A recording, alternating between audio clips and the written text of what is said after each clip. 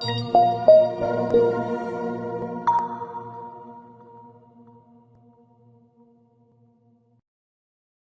is a substantial risk of loss associated with trading forex, binary options, stocks, or equities, collectively, asset classes.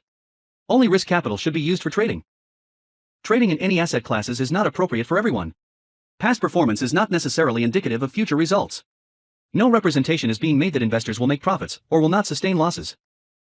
Before trading in any asset classes, investors should consult with their professional broker, financial advisor, or financial consultant to determine whether trading asset classes is appropriate. Investors who trade in any asset classes should only do so if the capital used for this purpose represents funds that an investor can afford to lose without adversely impacting the investor's lifestyle. No trading strategy or methodology is without risk of loss. No trading strategy is risk-free, and no trading strategy can guarantee profits or freedom from losses. Investors risk losing the cost to execute any transaction, including associated commissions or fees. You should carefully consider whether trading in any asset class is appropriate for you in light of your investment experience and financial resources. Any trading decisions you make are solely your responsibility and at your own risk. None of the statements or materials in the Auvoria Prime chat rooms constitute a solicitation or recommendation to buy or sell. Welcome, fellow Auvorian campers, to the slightly after 10 a.m. Saturday software strategy session with Steve Vetterl. Let's see if you could say that 5 times in a row, right? So today is the 7th of May. We're switching over to the 8th tomorrow. Forex calendar next week doesn't have much to show. So I'm doing a little bit of a condensed call today because they want me to go float in a water park today in Orlando. So hopefully I won't drown. In any case, I did not, successfully stream the Tuesday call. Looks like the OBS system wasn't working all that great, or it didn't shoot it up in the outer space for video production. So for that, I apologize, but we could cover all of this in fairly one statement. The Federal Reserve and Jerome Powell. All right, that's all I got to say. Have a great weekend. I mean, realistically, it really took center stage the entire week. I mean, as maybe you already know, Fed raised 50 basis points. So for the first time in, God, I can't even remember. I mean, I think I was a young child at the time. The Fed actually has raised rates 0.75 of a percentage point in 2 quarters. So, I mean, let's just chalk that up on the rare scale for obvious reasons, curtailing inflation being the primary focus, also maybe with an ancillary goal of taking supply and putting it back on the market. So if you haven't listened to any of my Saturday calls, I have made numerous references to really just the simplest, what's the best way to explain this? The simplest macro view of how to look at supply versus demand. And the easiest way to understand this is if you put a bunch of supply on the market, it doesn't really matter what marketplace it is. I don't care if it's real estate, barrels of oil, right? Children in the circle of apples, I talked a bit about. You put a lot of supply on, there's a tendency to get down unless demand is so strong that everything you're putting on the market is being snapped up. Okay. So a different way to view this. Let's say there's 100 people outside of the widgets factory. This is some of the examples from finance class back at Xavier I always got a kick out of. Let's say there's 100 people standing outside of a building and they all want a widget. Doesn't matter what a widget is. It could be a razor blade thing, right? But they want a widget. And the widget company is making widgets and everybody walks up to the front door and, they collect their widget or group of widgets that they purchase and they move on, right? That's normally how the marketplace works. In our current climate, which is rare, there are 100 people banging on the outside of the widget factory and they are running full speed and all shifts, if you will, of manufacturing, but nothing's coming in the back door off of trailer trucks to make it. So the best way to stave off 100 people banging on the doors of your warehouse, and I only picture this to be kind of funny, is to raise prices, right? The only way to um, curtail that demand, right, which in some cases is an angry crowd. I could tell you I visited multiple car dealerships trying to buy a few cars when I've moved down here, and we have just run into like major problems. Like literally, like the supply that is on the market is crap. They don't even fix them up. Hell, some of these dealerships don't even take the time to clean up the damn car. The last one we went and looked at in the back of this Audi Q7, there's freaking kids' food in the back seat. Unbelievable, I got to tell you. So I always try and share my experiences, and a lot of this can just be, chalked away to me rambling on, but it is just an everyday battle with supply chain issues, right? At some point, this is all going to right itself, but for now, we complain about something we haven't really had a lot of exposure to. So how do you fix 100 people wanting a group of widgets? Well, you increase or fix the supply chains. In many cases, that takes time. Things come from all over the planet to fix. When you want to curtail that demand from the other side of the building for the group of people outside, you raise prices. And in the Fed's case, you've also increased the interest rate it would take to buy a bunch of widgets, right? So there I've just given you a real basic class in macroeconomics. It doesn't need to be any more difficult than that. It is as simple as supply and demand. It is making currency markets go crazy. It is certainly making credit markets go crazy, which is the bond market. I show you guys the futures charts weekly. And it is absolutely making the stock market go crazy. It's been bananas, to say the least. So it is a treacherous environment to be a trader in, with some of the whipsaws I'm going to show you, which are really unrelated to currencies, but it is a great teaching point from a risk management standpoint. I want you guys to take note of what I'm going to show you. Okay. So, and one tip, when you're in a rising interest rate environment, and whatever central bank from whatever country comes out and raises rates, or maybe it's a long period of time where they've been raising rates and they come out and they start lowering rates, you get what's called whipsaw activity the day of, and typically 100% counter move the next day. That's exactly what happened last week. Fed raised. I think Powell's comments, really appeared quite dovish, where in this type of environment he needs to come out and be hawkish. So market had a huge rally. I'm talking about the stock markets. You can see across the top. I'm not going to get into each individual market. This is more just a broad teaching point, but the market had a huge rally. So it was almost like a relief, or at least the notes and some of the different things I was reading from some of the different research guys, Sentiment Trader, Alf, the Macro Compass, some of the ones I talk about. You can see these guys on Twitter under who I follow. They're like, hey, we're real surprised that Jerome Powell's, the rhetoric coming out of his speech was quite dovish when he should have been really hawkish. What does the Fed know that we don't know? Right? So if it is like, oh geez, he's concerned, should we be? And the opposite reaction, you'd think that would be the market going down, but it absolutely rocketed up.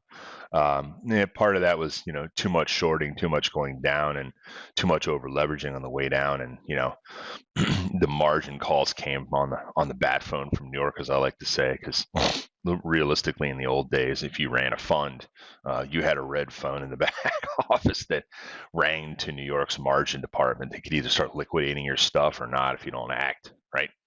So the current climate is fraught with risk, period. I don't care what market you're trading. I don't care if you're dealing in used cars, right? Sounds ludicrous, right?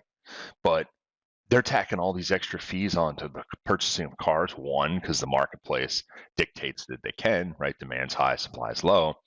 But The one guy told me at the dealership, he's like, Steve, prices are moving all over the place. He goes, we could buy a car and think we had a great deal, and then the market completely changes in the next 3 weeks. We're losing money on this car, so we have to charge extra fees. I'm like, what?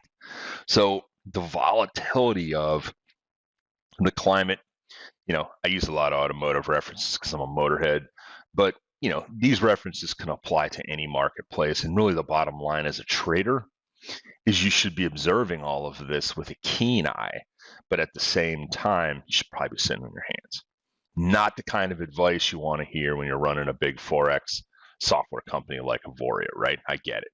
But with a single, at least from a risk management, I'm almost like the Fed. I have a dual mandate at this chair, right, on this mic. And my mandate is to educate and to help pick out points of risk and to associate or assimilate into a market as the mindset of a master trader, right?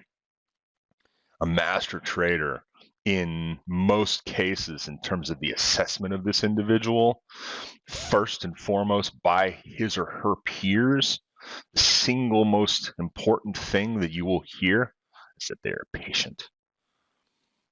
I have much more patience now than I ever had for any of this stuff. And I can tell you my win rates in trading have always gone up because I've had more patience. I don't feel the necessity to, go out and chase every half-assed trade setup because 95% of them out there are that. I don't care what market you're trading. But at the same time, I'm under no grand illusions that all of a sudden everything's going to come together. The stars are going to align, satellites are going to line up, all that stuff. And the trade is going to be perfect, right? There is a certain amount of ambiguity that comes to trading that must be embraced mentally and from a psychological standpoint. So if one can't put themselves in that sort of zone, as I like to talk about, of the mindset, I know it seems like some of these calls I do are like, Steve spends a lot of time on psychology and this and macro. And I'm like, yep, because the trade setups, you could teach them to a fifth grader. And I kid you not, that's not the difficult part. Recognizing them, yes, but once you're educated on how markets generally work and current climates or waves that will roll through them that can disrupt any of your current theories, if you will, on market movements, can completely disrupt your entire plan. So, getting that, inner monkey, as I've talked about in the past, or getting that sort of killer mindset. I always like to make reference to some of the mindsets of the best sports people on the planet, like a Martina Navratilova on the tennis court. I mean, you couldn't cut through that with, a bullhorn. That's how focused she was. It's like everything didn't exist, right? I bring in a new reference out if you guys are Red Hot Chili Peppers to Flea's. He's their bassist too. That guy's just intensity, right? When you're listening to a Chili Pepper song and you hear Flea playing on the bass, he doesn't hear anything else. All he hears is that bass. It's just bananas how focused that guy is on being an awesome musician from that respect. So, have that type of mindset as you approach anything. I don't care if it's, trade bonds, stocks, certainly trade in the Forex, which predominates a chunk of most of the systems, both manual and automated here. But, just kind of putting it all together and taking a look back. So I think I've probably gone on long on that. Let's talk about the markets. So we're looking at weekly charts. Why? Because dailies don't matter at this point. It's been enough decline that we want to focus on where we were in the previous periods of time. So you kind of see we're at the lows of where we were across the spectrum for over the last year. So you can see as we go back, S&P has been as high as 4,800, and now essentially we are 20% lower. So a little less than 20%. Over 20%, Russell 2000. Surprisingly enough, the DAX I'm going to click on this, has really been, this is just a really long-term chart going all the way back to the late part of 16, but there's the pandemic. It's come out, whereas many markets are back down here, really haven't suffered as much in Europe, so it makes you wonder if, wow, are they going to follow the US? It's possible that it may play catch up. Always risk in understanding that, right? But let's take a look at the currency markets. Note credit as I roll through the charts here. Oops. So across the top, continuing their lows. But if you note on a monthly chart, yes, some software will take you to a yearly chart. You can see we've come a long way. Actually, I'm like lost. I've come a long way, but we're really back to where we were in 19. See that? Back to these points. 30-year mortgage rates are now 5%. That's where they were in 19. So this is really overdone. A lot of it has to do with where the interest rate, where does this market think rates are going? Obviously, this market is in overblown mode. I think there's been enough of a decline in a lot of different stuff. I mean, look at how the yen, again, we're looking at monthly charts. Each candle represents 30 days. Somebody's blowing up here. So I think we'll probably hear about that.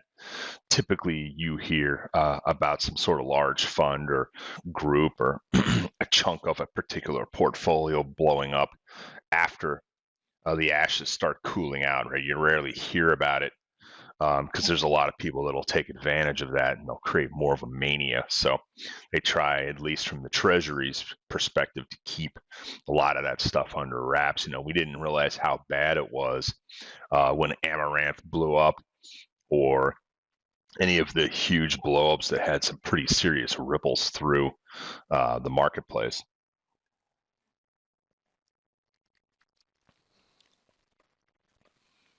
Be interesting to see who's blowing up. And I can promise you it's a story of too much leverage. So, the dollar. The dollar. At 1, 2, 3, 4, 6.25 year high. Is that right? Got to look at it on a monthly chart. Then correspondingly, Europe and the euro is at that low. Who knows? Maybe parity with the dollar is in the cards. Be crazy. Seen that in a long time.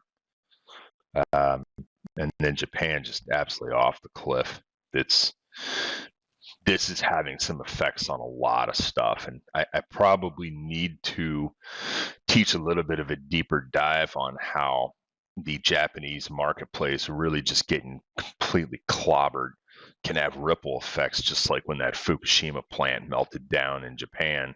But a lot of times after the smoldering ashes is when the rest of the world starts to know about it, right? So I'd say pay particular attention to this and anything related to just big macro Japanese news. This really screws with their imports and exports, right? And I guess at the end of the spectrum, I have a piece. If you go onto my Telegram channel, it's a really good piece. It's actually the best piece I've ever seen. It is an entire semester of macroeconomics on one sheet of paper. So if you literally memorize that sheet of paper, it's called a Forex cheat sheet, but it talks a lot about everything from M1 through M3 money supply and the different types of supply and demand, how it affects both currency, imports, exports, and the like. You'll have a pretty good understanding, which I think everybody on this planet should at least have a basic class and supply demand, because it absolutely, knowing that, it explains a huge chunk of how one does business throughout their life, right? I don't care if it's trying to get into a college, right? Supply demand. In this case, supply, good grades, demand, right? Or it's any other thing you do in life and purchases. If you understand what's going on from a broad perspective, you have a educated way to enter the purchasing or the selling of something in that marketplace. And it works fantastic as a trader. So GBP, notice we're still stuck in a pretty tight range as far as CAD. I'll take a look at CAD GBP. Correlations, looking at the GBP CAD pair. Let's switch over to the charts. Should I start off with Bitcoin? Those trading the ES or the associated pairs for this know that the cliff we have now peaked through 3 times. This is the edge right here.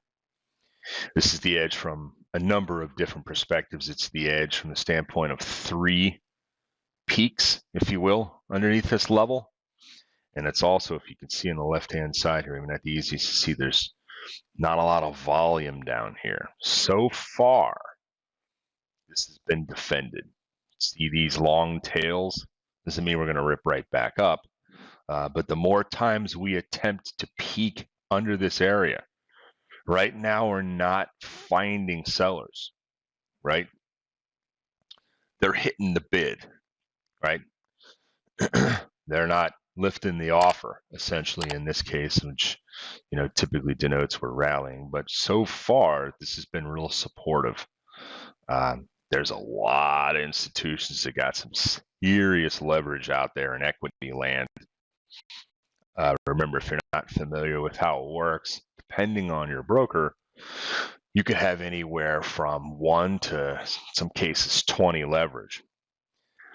Not many hedge funds will have, $1 billion and be levered out to 20 billion, but there is an extended level of leverage that is adding more systemic risk to this market. I'm pretty sure a good chunk of that has been unwound through this period of time, because I think it came as a surprise to many fund managers, which would have me scared if I had millions of dollars invested in XYZ hedge fund and they were acting that way, when you knew the Fed was going to be raising rates. And it was no surprise that 75 basis points was on the table to happen, right? So you would be reducing risk through that period of time if you're running this chunk of money smart.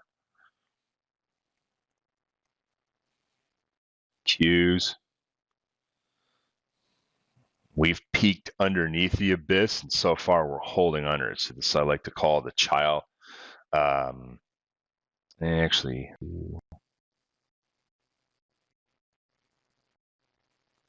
yeah, it looks like 12,317 here for those trading this. We really need to pop back up. If we spend daily chart, if we spend a couple more days under this area, it could get pretty ugly. I don't have a market profile overlaid on this, but just note that. Go to the weeklies on this.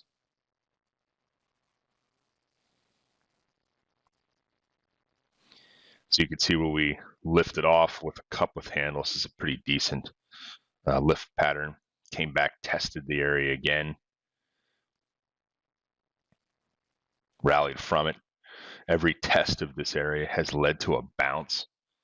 Exceptional last week. So it's the first time we've closed under this area. You really don't want to spend any more than a couple days at max underneath this ice before you sort of break above it. If you're somebody that is long a chunk of equities as far as your allocations across all your investments, it's a pretty big area. You'd really like to see a rally back. More than likely, if we do this, will be a lower high. This is when it's time to liquidate a chunk of the portfolio. If it's short-term needed, right? If you have a long time frame in front of you, you'll hear in your life the talking heads from most of the asset managers out there being, American Funds, Vanguard, Fidelity, Schwab, where we custody client funds, it's the same chorus coming from these guys. Well, if you got a long time frame, right, you can do, really well investing, right? Just get a good diversified portfolio put together and don't be over leveraged in certain stuff, right? So that's generally good advice. The reason that advice stays the same come hell or high water in the markets is that they don't want to run on trades, which would turn into an absolute catastrophe at these companies if everybody started to sell at the same time, right? It's happened before in the past. It's called the Great Depression. So the stock market went down 89%. There was no S&P 500 back then, but the Dow Jones just crushed over that period of time. Now, in all fairness, that seems scary, but there are a lot of things that were put in place, including the Federal Reserve, to stave off those types of panics in marketplaces. And many developed markets have followed with similar rules, like the Investment Company Act of 33, the Investment Advisors Act of 34. I mean, it created a lot of regulation that has done a fairly decent job at regulating markets, in addition to putting in place the Federal Reserve with all the mandates that they have for stable markets, plus low inflation, which they're failing at right now. All right. Skip past, take a look at the DXY. We're still holding weekly charts still. We actually need to go to monthly again on this one. So let's expand this out. Let's take a look at it in a full screen. And now, for the first time in 7 years, the single highest price of the US dollar we've seen in a long time.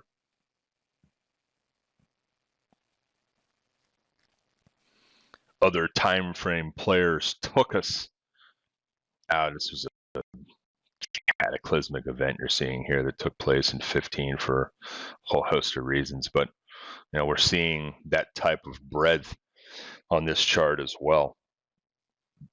So right now we're in outer space on price. I fully expected, as I talked a lot about, for this to just be an absolute magnet. Seems to me, giving the current movement I see in price action, I would expect us to probably spend some time around here balancing. That's a really risky statement for me to make, because a lot of subscribers and fellow smart Auvorians out there will say, all right, well, hey, Steve said it's okay to trade both ways, and then boom, market just lifts again, right? I mean, right now they're lifting offers on the dollar, discovering price higher. Dangerous place to be if you're trying to trade both ways, because it's headed one way. But markets need to absorb in the normal rule of mean reversion. They need to, sort of unflex their stretchiness. For rubber band example, I'll use for that and current climate. Let's take a look at again. We have to be on a monthly chart because you have to see what's going on. So we're at support. Much more clearly defined on this chart than the previous one, so I would expect us to hold here for a period of time. I don't know how long. I don't know for what. If I did, I'd probably have a lot more money in my Forex account, right? Same spot with the British pound, a little bit higher. But monthly charts, we haven't seen this crap in 7 years. At least in this chart, we're in an abs. By the way, for those that have started to latch on, I got a bunch of messages last week that they're beginning to see a little more clearly the slingshots that form in a market. That's when you have a defined trend down or one time framing down, and then you get a quick snapback reversal, right? Think of that as like Fed day was a super green day. And then typically the next day is the polar opposite of that. They sold off everything that they bought, right? But those slingshots back against trend, whether it be moving averages that it's butting up against, or some sort of market profile amalgamation, or any other metrics, including fib retracements, that can be, in this case, this looks like about a 50% fib retrace. It's a good place to jump back on short for another ride down. See how ROC got overextended? This looks like another 50% fib retrace. There's probably some other stuff lining up in addition to a bunch of nodes missing or notches missing in the profile, which just means it's an incomplete auction. Kept this going down. So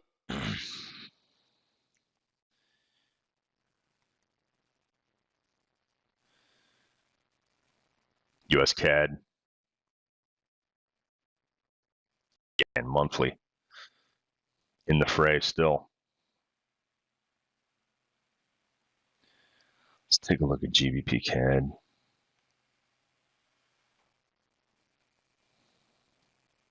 On the edge of the cliff. See the peekaboo down here? Back above it. These lines aren't drawn on these charts, folks, for my health. They're drawn on these charts by an algorithm that is exceptionally good at, I don't know, what should I say, putting a magnifying glass or a spot port. The more you look at this stuff, you almost don't need the lines drawn, right? I mean, it's good from a reference point, but you can see where these lines should line up, especially if there's a whole bunch of points you can connect together like dots to draw a line. For now, we're on the edge of the cliff. We've looked over, and I think somebody's thrown a lot of these markets a lifeline and pulled them back up to that first ledge, which is looking kind of rickety.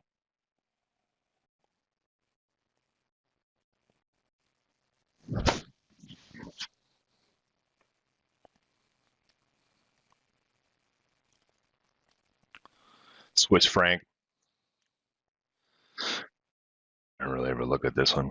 Pound yen, Aussie, Canadian, again, monthly charts, because we need to see all the way back. Look at that one. Still stuck in the fray. Long-term trading zone. Very well defined.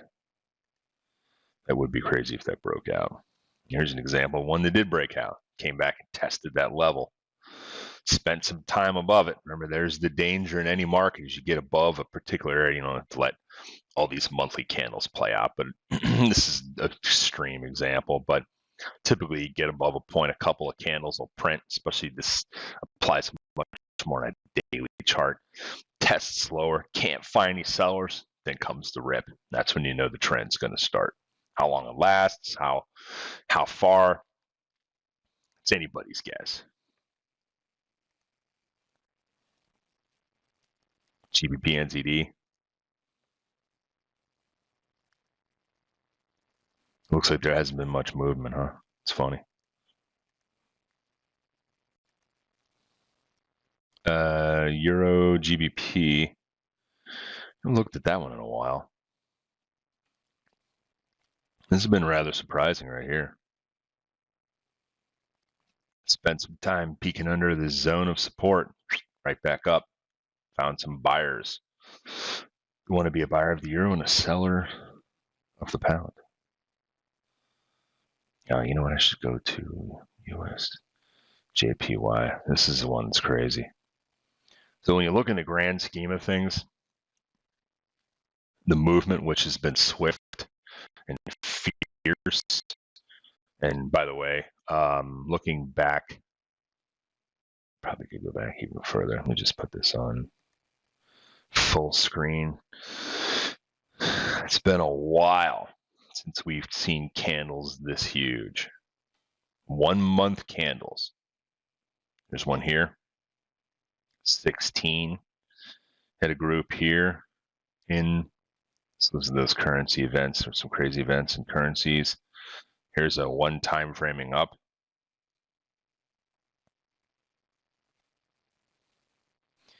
But we have to go back really far. We're on a 1 month chart. And if I scrunch it up, the last time we were at this point,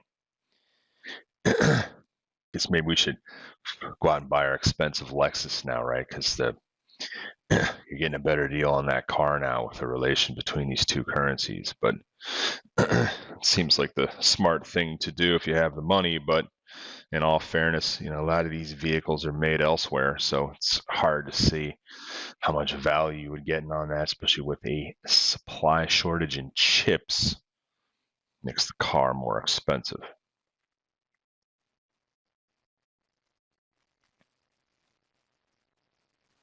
If you're looking at a car, just know this.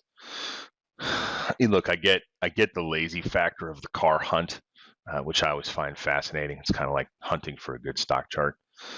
Do yourself a favor. If you're looking for a car and you have patience and you truly want a good deal, search the whole country. I know that seems ridiculous, but these people will do camera walkarounds of the cars, very accommodative depending on the area.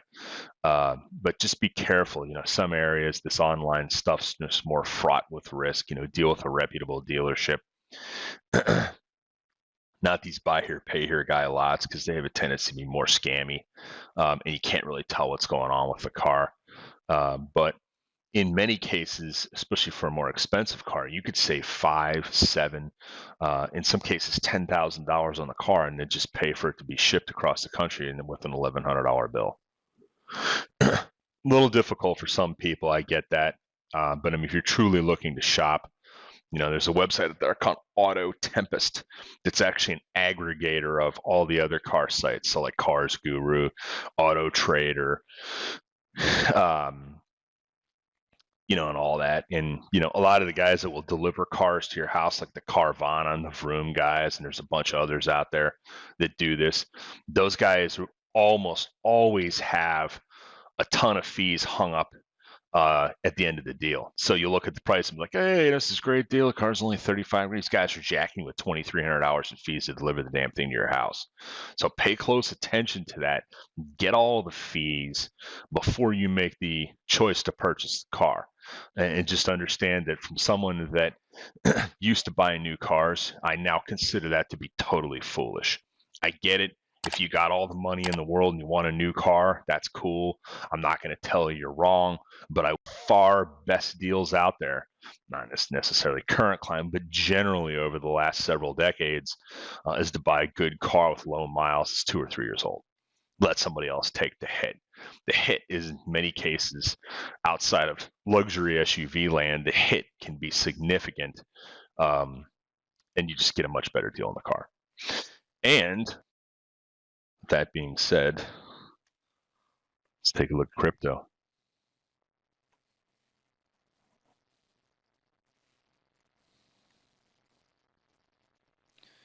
We don't want to tripto ourselves on the crypto. So let's take a look at the weekly chart in this case. Still circling our edge of the cliff here at this 35,700-ish a coin. Ultimately, support in this whole area is right around 30, just slightly under 30. We spend a significant time under that. It's going to be mass liquidations, and we will see lower price. Don't know I'd be a buyer here. Don't know I'd be a buyer at 30. If we put in a constructive pattern, which I'm not seeing one on this entire chart, but if we drop back down to a daily, which is typically the one you want to look at from a perspective of a chart, this is just nothing but sloppy trading. There's no chart patterns in here, one or the other. Some will say, well, we can our slingshot short, and yeah, it kind of was. You ride it down, but in terms of buying long term, I really see no decent pattern playing out here. This is just noise. So I'll have a tendency to look at this on a weekly chart. Look, I get some people want to be a buyer. I understand that. Typically, those that rush in to do almost anything wind up making a mistake on it because they haven't done their homework or their research. I'm an extreme example. I think my wife has been quite surprised because my son has taken my ridiculous level of research detail to the next level in trying to prove me wrong, which I love.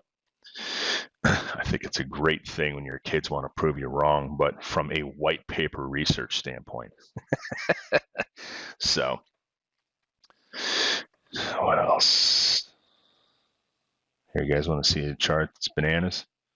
Seems like an overused term these days, right? By the way, spot price of gold, still not that rager you would think, right? Somebody's just wait for it to pop. There's sellers hanging up here in big institutional capacity at this point still. It's crazy. This should be easily, in this current climate, about $2,300 an ounce. Sellers waiting up there. And the bananas chart of the day, oil. I actually saw a Porsche Taycan, which in my opinion, along with that Audi, some of the best electric sedans on the marketplace. They are pricey. It's actually a fabulous car. I actually saw one for sale the other day. It was for sale for the same damn price it was new. Sticker. Maybe it's time to look into more electrification.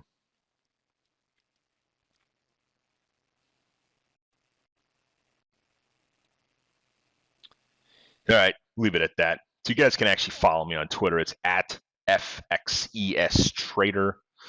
We also have a YouTube channel. Feel free to jump on our website, firstdownfinancialinc.com.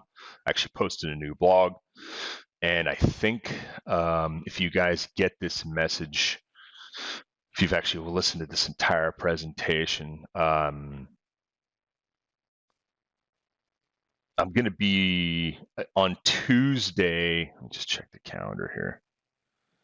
We have one hellacious week next week. So Tuesday, the podcasting from the mic here with my new Rode podcast mic. Should have that all hooked up, by the way, on the 10th at 1 p.m. Eastern time. So I try to do these a little bit after the top of the hour at 10 a.m. and 1 p.m. on Tuesdays and Saturdays. So I wish everybody a great week. Be well, be safe, always be thinking risk management. Steve Vetterl off the mic. There is a substantial risk of loss associated with trading Forex, binary options, stocks, or equities, collectively, asset classes. Only risk capital should be used for trading.